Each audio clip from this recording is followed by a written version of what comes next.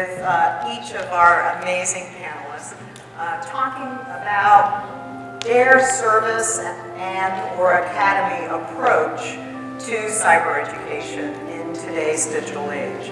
So the evolving of bringing cyber here to the Naval Academy is probably one of the most watershed events of all the academic majors we've created. We saw a need here for our midshipmen that are going out to serve in the unrestricted line warfare communities that would have to have a need to understand cyber defense, cyber operations, and just to basically have an understanding of the internet and how networks work. For the last 2 years, we have put fully physically qualified midshipmen into now the information or cryptological warfare community as if they were full unrestricted line warfare officers.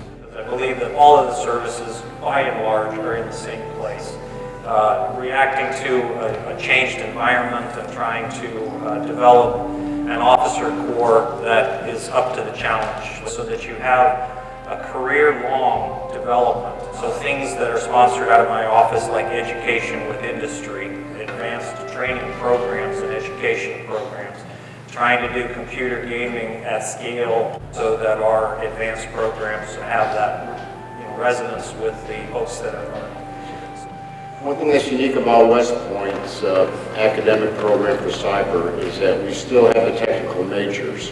We do not have a cyber major that I know the other service academies have. This is in partnership with some of our ROTC partners where we have what we call a cyber leader development program.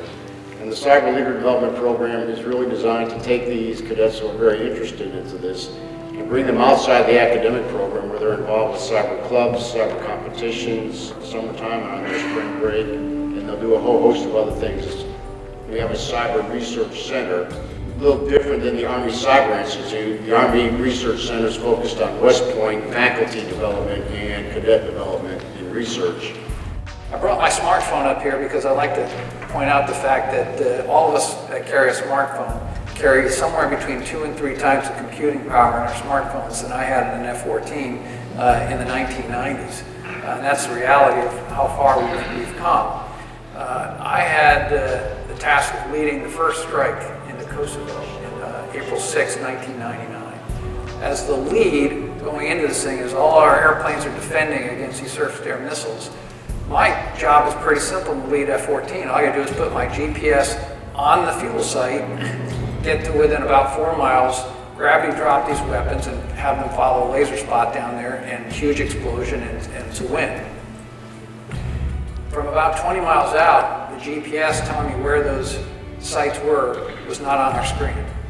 Now, I didn't have time because we're moving at about 600 miles an hour to figure out why that wasn't on the screen, because I'm showing a good connection to the GPS constellation. Well, it turned out, again localized, that they had GPS jammers. You always have to have a backup plan. And I knew where the Kosovo monument was. Not I'd flown over it, but I knew where it was. And I knew that I could get my infrared camera to that, and if I followed that road, I could manually get to the petroleum tanks, which is how we ended up taking out the target. In the future, until we create a set of networks that can defend themselves, you're going to have layers of the ability to win. And our Navy has a history of understanding command and control at sea, where we are separated from a command and control entity. We understand commander's intent, and we can execute. We talk about the ground domain, the sea domain, whether it be above, on, or below the sea, the air domain, the space domain. This idea of whether or not the cyber domain is its own domain.